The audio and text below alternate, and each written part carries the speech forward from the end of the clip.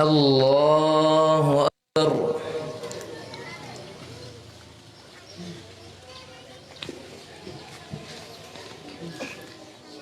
الله أكبر.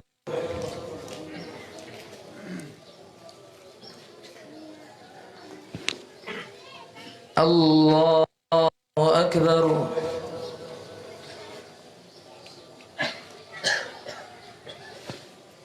الله أكبر.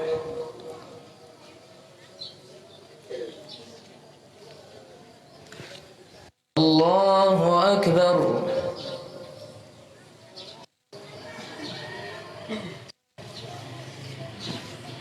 الله أكبر.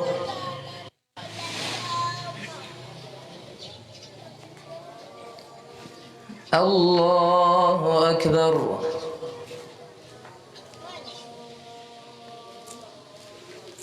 الله أكبر.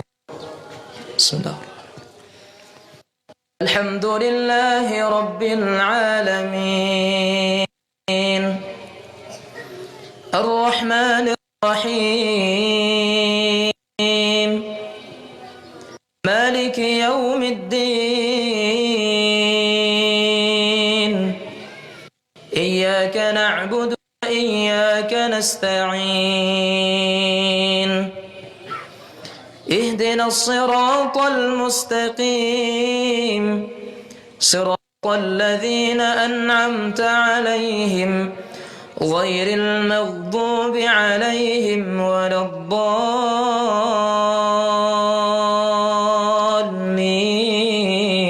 الضالين آمين. بسم الله الرحمن الرحيم. سبح اسم ربك الأعلى الذي خلق فسوى والذي قدر فهدى والذي أخرج المرعى فجعله غثاء أحوى سنقرئك فلا تنسى إلا ما شاء الله إنه يعلم الجهر وما يخفى ونيسرك لليسرى فذكر إن نفعت الذكرى سيذكر من يخشى ويتجنبها الأشقى الذي يصلى النار الكبرى ثم لا يموت فيها ولا يحيا قد أفلح من تزكى وذكر اسم ربه فصلى بل تؤثرون الحياة الدنيا والآخرة خير وأبقى إن هذا لفي الصحف الأولى صحف إبراهيم وموسى. الله أكبر.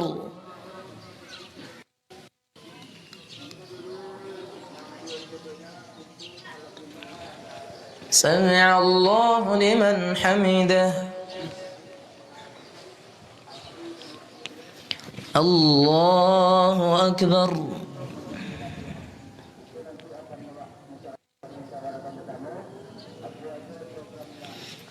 الله أكبر.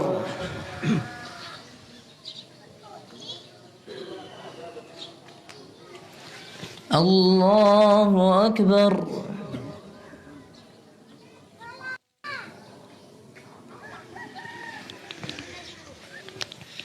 الله أكبر.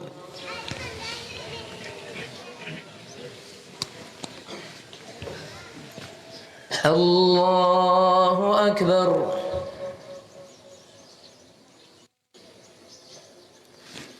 الله أكبر.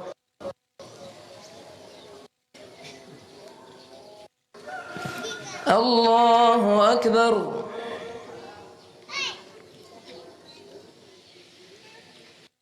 الله أكبر.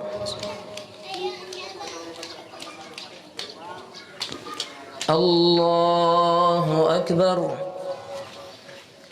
الحمد لله رب العالمين الرحمن الرحيم مالك يوم الدين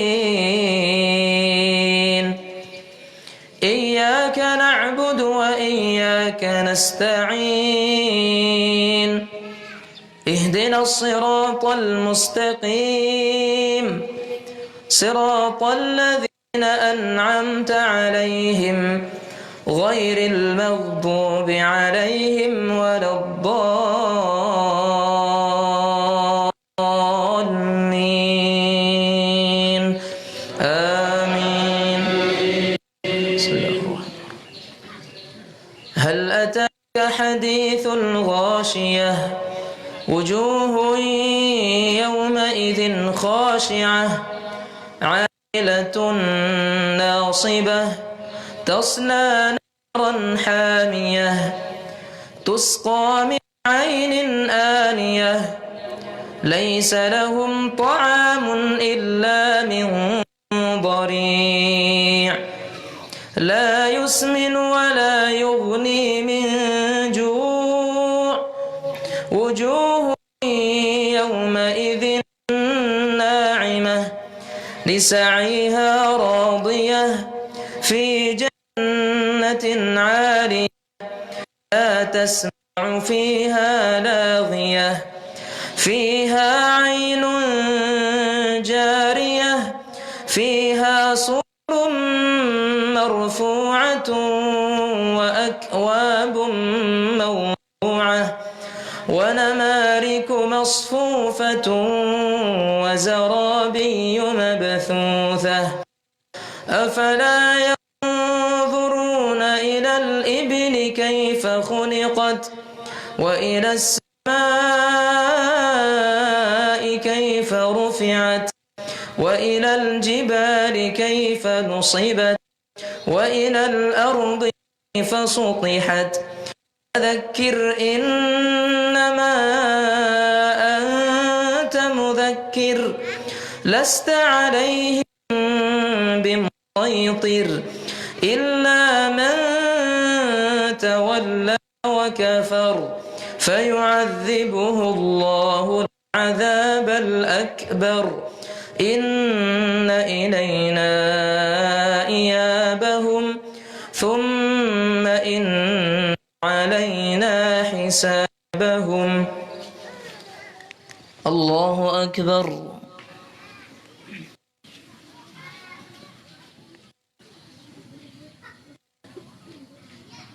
سمع الله لمن حمده. الله أكبر.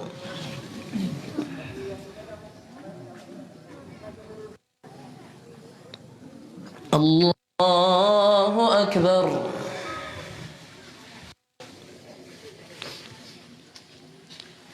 الله أكبر.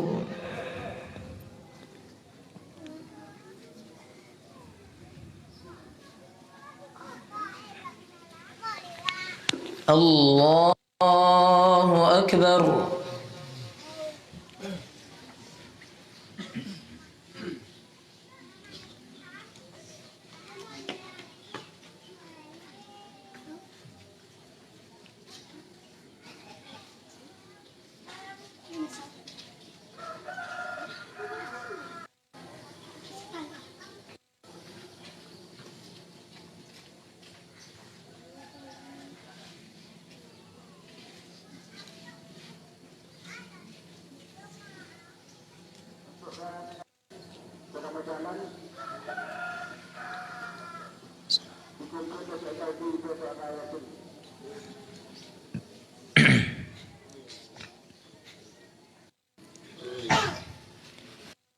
السلام عليكم ورحمة الله.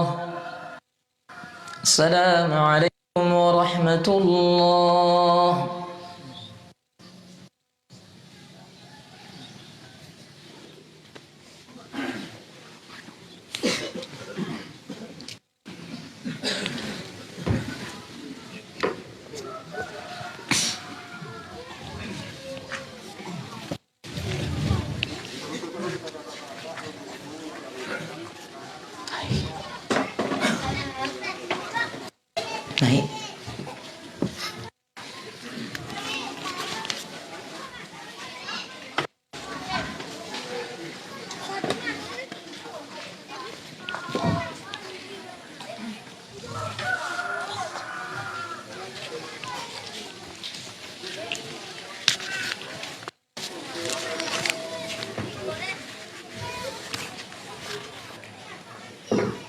Assalamualaikum warahmatullahi wabarakatuh.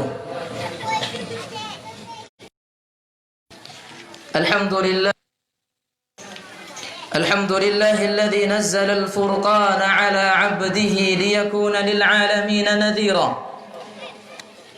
Alladzi lahu mulku as-samawati wal ardi wa khalaqa kulla shay'in faqaddarahu taqdira.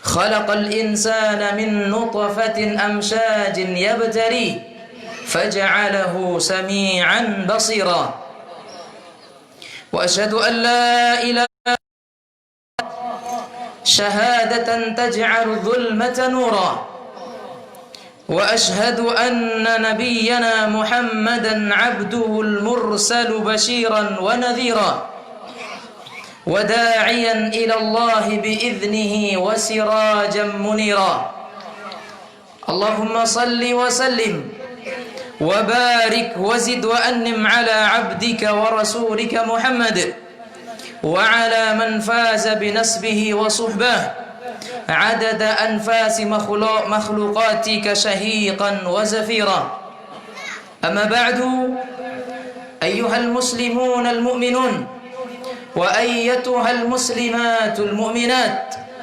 أوصيكم ونفسي بتقوى الله فإنه من اتقاه وقاه ومن رعى على نهجه نجاه قال الله جل وعلا في القرآن يا أيها الذين آمنوا اتقوا الله حق تقاته ولا تموتن إلا وأنتم مسلمون يا أيها الناس اتقوا ربكم الذي خلقكم من نفس واحدة وخلق منها زوجها وبث منهما رجالا كثيرا ونساء واتقوا الله الذي تساءلون به والأرحام إن الله كان عليكم رقيبا فإن أحسن الكلام كلام الله وخير الهدي هدي محمد صلى الله عليه وسلم وشر الأمور محدثاتها فإن كل محدثة بدعة وكل بدعة ضلالة وكل ضلالة في النار عياذا بالله الله أكبر الله أكبر الله أكبر لا إله إلا الله والله أكبر الله أكبر ولله الحمد. Segala puji hanyalah milik Allah Azza wa Jalla. Kita memujanya, mengagungkan kebesarannya, bersyukur kepada nikmatnya, memohon ampun hanya kepadanya. Salawat, salam semoga senantiasa terlimpahkan, tersampaikan kepada kekasih tercinta kita, Nabi kita Muhammad SAW, kepada keluarga beliau, kepada sahabat-sahabat beliau radhiyallahu anhum, dan kepada segenap umat beliau hingga hari kiamat kelak. Ayuhal mu'minun, ayatuhal mu'minat, takbir terus terdengar di hari yang mulia ini. Kaum muslimin dan muslimat di tanggal 10 Dzulhijjah menggemakan takbir, masing-masing mengagungkan kebesaran Allah sambil mengucapkan Allahu Akbar, Allahu Akbar, Allahu Akbar, la ilaha illallah, wallahu Akbar, Allahu Akbar, walillahil hamd. Belum lama rasanya kita mengucapkan kalimat ini, namun waktu terasa begitu cepat. 1 Syawal 1441 dan sekarang 10 Dzulhijjah di tahun yang sama. Kaum muslimin, kaum muslimat di hari raya Idul Adha merayakan salah satu dari 2 hari rayanya. Setelah salat, mendengarkan khutbah hingga usai, saling berbagi doa dan tahiyyah, maka selanjutnya kaum muslimin mengagungkan syiar Allah Subhanahu wa ta'ala, udhiyah, mengalirkan darah, menyembelih hewan-hewan kurban. Ada satu hal yang bisa pembelajaran indah dan penting bagi setiap kaum muslimin di setiap hari raya Idul Adha. Kaum muslimin dan muslimat tidak hanyalah berbahagia, bukan hanya bersukacita, bukan hanya saling bercengkrama kebahagiaan satu dengan yang lainnya, namun lebih daripada itu, ada kurban yang selalu mengingatkan kita akan sejarah Islam yang mulia, yang ternyata sejarah tersebut kemuliaannya tersambung dengan apa yang terjadi pada keluarga kecil Nabi Ibrahim alaihi salam dan Nabi Ismail alaihi salam. Allah Subhanahu wa taala menetapkan agar setelah salat Idul Adha supaya kita menyembelih, fasalli wanhar, dan salatlah kalian untuk Rabbmu, maka menyembelihlah. Iya, menyembelih, namun bukan tanpa catatan sejarah, sejarah yang bukan kelam, tetapi sejarah yang penuh dengan tinta-tinta kebahagiaan, karena berhasil berkurban untuk Allah, memberikan totalitas pengorbanan dan tunduk terhadap ketetapan hukum Allah Subhanahu wa ta'ala.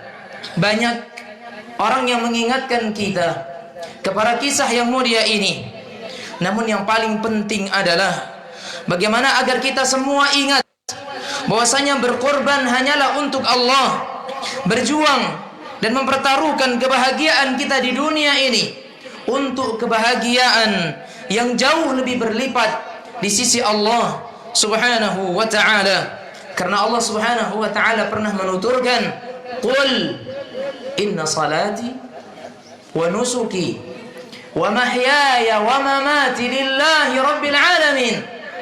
Katakanlah, salatku, sembelihanku, bahkan hidup dan matiku hanya untuk Allah Subhanahu wa ta'ala, la syarikalah, tidak ada sekutu baginya. Wa bidzalika umirtu wa ana awwalul muslimin, dengannya aku diperintahkan dan aku adalah orang yang pertama masuk Islam, berserah diri kepada Allah Subhanahu wa ta'ala. Allahu akbar, Allahu akbar, Allahu akbar, la ilaha illallah wallahu akbar, Allahu akbar walillahil hamd. Izinkan khatib di kesempatan yang mulia ini mengulas kembali sejarah yang selalu terhubung dengan Idul Adha. Ibrahim beserta putranya Nabi Ismail, karena Allah telah mengatakan di dalam firman-Nya, qad kanat lakum uswatun hasanah fi Ibrahim walladzina ma'ah, sungguh telah ada pada Ibrahim keteladanan yang baik juga di dalam orang-orang yang beserta dengan beliau alaihi salam. Di suatu ketika Nabi Ibrahim alaihi salam bangun, terjaga dari tidurnya. Ternyata Allah Subhanahu wa ta'ala telah mewahyukan kepada beliau agar membawa serta keluarganya di dalam sebuah safar yang panjang. Alaihi salam beserta dengan putranya yang masih di dalam gendongan, dialah anak kecil Ismail alaihi salam. Tidak dengan ngeyel, tidak dengan menghujat, tidak dengan penolakan, Hajar alaihi salam berkemas mempersiapkan perbekalan safar. Mereka menaiki kendaraan bertiga, hewan yang mengantarkan mereka dari yang penuh dengan rerumputan yang hijau, pepohonan yang rindang, negeri Syam, terus membawa mereka ke sebuah gurun yang tandus. Tidak ada pepohonan, tidak ada kehidupan, tidak ada penghuni, bahkan nyaris tidak bisa mendapatkan di dalamnya sebuah sumber kehidupan. Apakah Hajar bertanya kepada Nabi Ibrahim alaihi salam, "Wahai Ibrahim, kenapa engkau hendak membawa kami pergi? Anakmu, putramu masih menyusu, anakmu masih dalam buaya." Apakah pertanyaan ini ada pada diri Hajar alaihi salam? Tidak, demi Allah. Dialah Hajar wanita mukminah. Dialah Hajar wanita muslimah. Nabi Ibrahim alaihi salam berhasil mendidik istrinya menjadi seorang istri yang mukminah, menjadi seorang ibu yang mukminah. Sesampainya mereka di lembah yang tandus, maka Ibrahim alaihi salam menurunkan Hajar beserta putranya, memberikan perbekalan kepada mereka yang perbekalannya tidak cukup lebih daripada 3 hari. Kemudian Nabi Ibrahim alaihi salam langsung pergi meninggalkan Hajar dan anaknya. Nabi Ibrahim seketika pergi meninggalkan Hajar dengan putranya. Tentunya Hajar alaihi salam bingung, terperangah, terkejut, seraya mengatakan, "Ya Ibrahim, atatrukuna bi ardin la anisa lahu wala syai'." Wahai Ibrahim, suamiku, apakah engkau akan meninggalkan kami di sebuah tempat yang tandus, tidak ada kehidupan? Nabi Ibrahim alaihi salam tidak bergeming. Nabi Ibrahim alaihi salam terus melanjutkan perjalanannya. Kedua kalinya Hajar alaihi salam memanggil suaminya, "Ya Ibrahim, atatrukuna bi ardin la anisa fihi wala syai'." Wahai Ibrahim, suamiku, apakah engkau akan meninggalkan kami di suatu tempat sunyi, sepi dan tidak berpenghuni? Nabi Ibrahim alaihi salam tetap tidak menggubris pertanyaan istrinya Hajar alaihi salam. Hajar sadar bahwasanya itu bukan suaminya. Nabi Ibrahim tidak seperti itu. Suamiku itu tidak seperti itu sifatnya. Dan ini bukan keinginan suamiku, kata Hajar.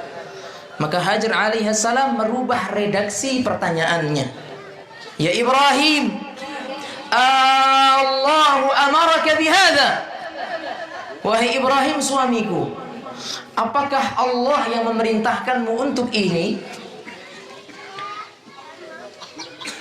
Seketika terhentilah langkah Nabi Ibrahim ke belakang melihat kepada istrinya Hajar alaihi salam, seraya mengatakan, "Bala, Allahu amarani bihadza." Iya, Allah yang memerintahkan aku untuk ini, untuk melakukan hal yang seperti ini.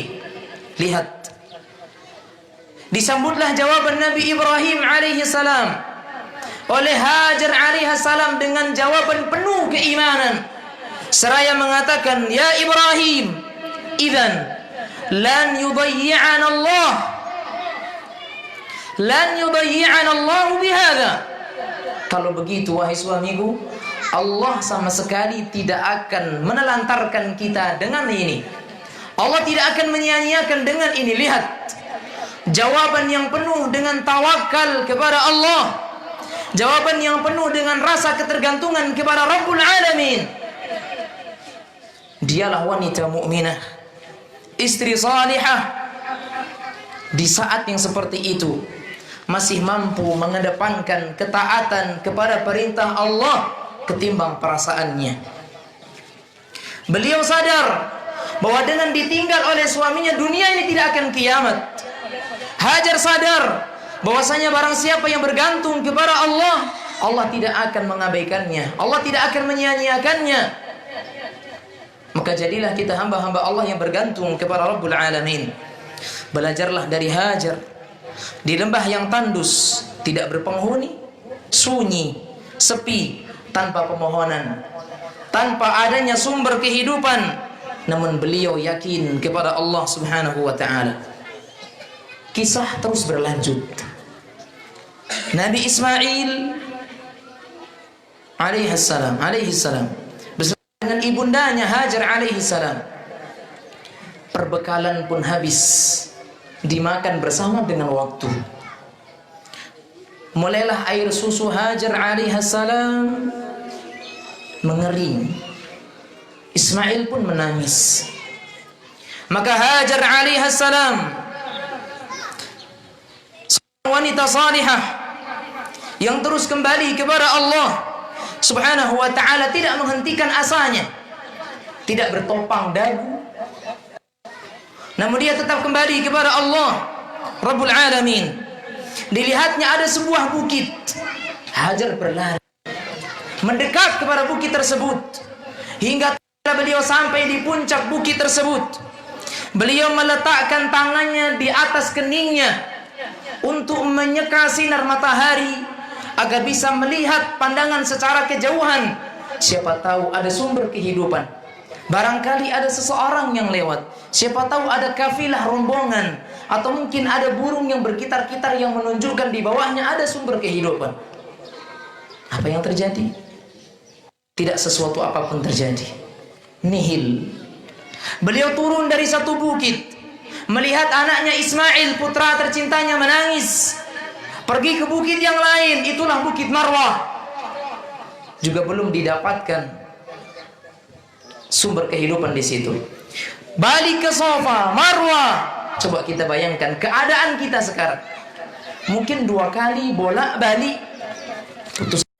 Hajar alaihissalam tidak. Safa, Marwah 7 kali bolak-balik, naik turun, naik turun. Belum mendapatkan apapun. Tidak bertopang dagu. Beliau alaihissalam juga tidak duduk termenung menunggu. Beliau senantiasa bergantung kepada Allah Subhanahu wa ta'ala. Maka ma'asyiral muslimin, sidang jamaah Idul Adha rahimani wa rahimakumullah, kita lihat bagaimana Hajar alaihissalam penuh dengan tawakal kepada Allah Subhanahu wa ta'ala, bahwasanya yakin Allah Subhanahu wa ta'ala akan memberikan kepada mereka rizki. Kita lihat dalam sebuah riwayat yang sahihah, Nabi Dawud alaihissalam, beliau hanya memiliki seutas tali. Nabi Dawud alaihissalam, beliau hanya memiliki seutas tali. Diambil tersebut, beliau bawa masuk ke hutan, beliau cari kayu bakar, beliau ikat kayu bakar tersebut dan beliau bawa dengan punggungnya ke pasar. Dengan itulah beliau mengais rizki. Hina kaum muslimin? Apakah ini hina? La wallah, bukan kehinaan. Seorang nabi mencari rizki dengan menjual kayu bakar ke pasar, penuh dengan keyakinan kepada Allah bahwasanya semuanya akan menjadi mudah jika seandainya cara yang halal yang mereka tempuh. Kaum muslimin sidang jamaah salat Idul Adha yang dirahmati oleh Allah Subhanahu wa ta'ala, jadilah kita manusia-manusia, hamba-hamba Allah yang tidak kenal putus asa, yang senantiasa bergantung kepada Allah, melakukan usaha maksimal dengan batasan-batasan yang halal. Waktu pun terus berjalan. Nabi Ismail tumbuh, tidak ada pendampingan kecuali dari ibunda tercintanya Hajar alaihissalam. Bukan dengan gadget, bukan dengan fasilitas yang lengkap, bukan juga dengan kemanjaan menu-menu yang lezat, namun dengan keimanan, ketakwaan kepada Allah Subhanahu wa ta'ala. Hajar alaihissalam mendidik putranya, berazrah dari Hajar alaihissalam, mendidik putranya dengan kemandiriannya, dengan kesendiriannya, tidak dengan pendampingan suaminya, tapi dia mampu menjalankan itu dengan baik karena satu hal, bahwasanya Hajar sadar dia sedang berkorban untuk Allah Subhanahu wa ta'ala, berkorban untuk Allah Jalla wa Ala. Terus Ismail tumbuh menjadi seorang laki-laki yang gagah dewasa. Sekali waktu Nabi Ibrahim alaihissalam pulang menjenguknya, dan Allah Subhanahu wa ta'ala telah begitu berat menguji Nabi Ibrahim. Kita bayangkan sudah tua, renta, baru dikaruniakan oleh Allah seorang anak pertamanya. Belum penuh 2 tahun anak putra tercintanya, Allah perintahkan Nabi Ibrahim untuk meninggalkannya secara total. Kemudian datang lagi ujian yang lebih berat daripada itu. Tatkala putranya semakin gagah, tatkala Nabi Ibrahim melihat itu putraku yang sudah tumbuh gagah dewasa, yang sudah mulai melakukan aktivitas yang mana aktivitas itu biasanya dilakukan oleh ayahandanya. Namun apa yang terjadi? Allah mengatakan dalam surat As-Saffat, "Falamma balaghu sa'ya qala ya bunayya inni ara fil manami anni adbahuk." Tatkala Nabi Ismail tumbuh besar, Ibrahim mengatakan kepada putranya, "Wahai putraku, sesungguhnya Allah mewahyukan kepadaku." Karena mimpi para anbiya adalah wahyu. Allah mewahyukan kepadaku supaya aku menyembelihmu. Supaya aku menyembelihmu, kata Nabi Ibrahim alaihi salam. Lihatlah jawaban anak mukmin yang telah dicetak, dididik, ditarbiyah dengan keimanan oleh Hajar alaihi salam. Maka Ismail alaihi salam berkata kepada ayahnya, "Ya abati fa'al ma tu'mar. Ya abati fa'al ma tu'mar. Satajiduni insyaallahu minas sabirin." Wahai ayah, lakukan apa yang diperintahkan kepadamu. Niscaya insyaallah engkau akan mendapatiku dari orang-orang yang sabar. Diuji dengan ujian yang bukan ringan. Coba kita bayangkan, jika seandainya kita di posisi Nabi Ibrahim, putra kita bisa di posisi Nabi Ismail alaihi salam, tentunya ini perkara yang sangat berat. Namun anak Nabi Ibrahim dengan kepolosannya dan penuh dengan keimanannya mengatakan, "Ya abati fa'al ma tu'mar. Satajiduni insyaallah min sabirin." Wahai ayahku, lakukan apa yang diperintahkan kepadamu, engkau akan mendapatiku insyaallah dari golongan orang-orang yang sabar. Di dalam tafsir Al-Baghawi dan juga tafsir Al-Qurtubi disebutkan percakapan yang terjadi, dialog antara Ismail dengan ayahnya Ibrahim tatkala pisau sudah berada di pelipis. Ismail mengatakan kepada ayahnya, tatkala Allah mengatakan falamma aslama wa tallahu lil jabin, tatkala keduanya berserah diri kepada Allah dan mata pisau hampir menyayat leher putra tercintanya Ismail, maka Ismail berkata kepada ayahnya, "Ya abati, usdud ribati ala atrib." Abati, usdud ribati hatta la atrib. Wahai ayah, kencangkan kembali ikatan di tangan dan tidak bergerak tatkala engkau nanti menyembelihku. Ya abati, ukfuf thiyabak hatta la yantabih ad-dami ala thawbik fatarahu ummi fatahzan fatanqus ajri. Wahai ayah, sing-singkan lengan bajumu agar tatkala engkau menyembelihku darahku tidak mengenai bajumu, sehingga ketika engkau pulang ibundaku melihat hal itu kemudian dia sedih sehingga pahalaku berkurang. Perhatikan, subhanallah, jawaban dari seorang putra yang penuh dengan keimanan kepada Allah, taat dan tunduk patuh kepada perintah Allah. Wahai ayah, sing-singkan lengan baju agar pakaianmu tidak terkena darah, sehingga tatkala engkau pulang ibu lihat sehingga dia sedih. Karena kesedihan ibuku maka pahalaku akan berkurang. Jangan engkau jadikan pahalaku berkurang, wahai ayah. Ismail alaihi salam terus menyampaikan hal-hal yang ingin dinyatakan kepada ayahnya sebelum disembelih oleh ayahnya.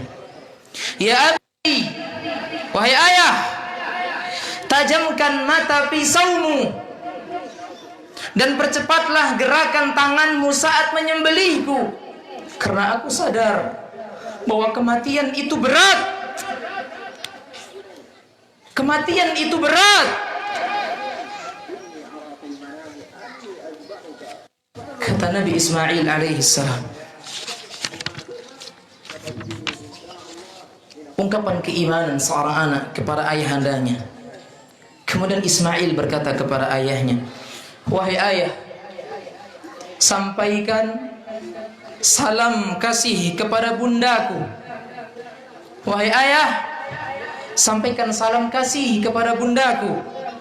Andai ayah memandang bajuku ini lebih baik engkau bawa pulang, diberikan kepada bundaku sebagai kenang-kenangan terakhir untuknya, maka lakukanlah. Kata Nabi Ismail alaihissalam kepada ayahnya, menghadiahkan baju untuk ibundanya sebagai kenang-kenangan terakhir yang bisa dilihat oleh ibundanya akan anak. Kaum muslimin, kaum muslimat, rahimani wa rahimakumullah, jawaban Nabi Ibrahim menanggapi apa yang disampaikan oleh anaknya, ya bunayya, ni'mal auni anta ala ta'atillah. Wahai ananda, engkau adalah sebaik-baik penolong ayah di dalam melakukan ketaatan kepada Allah. Maka bagaimana kita bisa memiliki keturunan-keturunan yang menjadi penolong kita dalam ketaatan kepada Allah? Kita memiliki keturunan-keturunan anak dan putra yang senantiasa menjadi penolong kita dalam melakukan ketaatan kepada Allah Subhanahu wa ta'ala. Allahu akbar, Allahu akbar, Allahu akbar, la ilaha illallah, wallahu akbar, Allahu akbar, walillahil hamd. Inilah pengorbanan untuk Allah yang tidak bisa dinilai dengan hitungan materi. Maka wahai wanita-wanita muslimah, wahai wanita-wanita mukminah, di zaman seperti ini seorang ibu memiliki peran yang begitu besar untuk mencetak generasi yang tangguh di atas iman, untuk membentuk dan menjadikan mereka sebagai seorang generasi muda yang ideal. Sekali lagi, bukan dengan materi, bukan dengan finansial, tetapi dengan iman kepada Allah yang akan menjadikan mereka senantiasa ingat kepada Allah Jalla wa'ala. Memang itu bukan pekerjaan yang mudah, namun sesuatu yang tidak mudah itu tidak mustahil untuk bisa kita wujudkan. Memohonlah kepada Allah agar Allah memberikan kita kekokohan iman, istiqamah di atasnya sampai akhir hayat menjemput kita.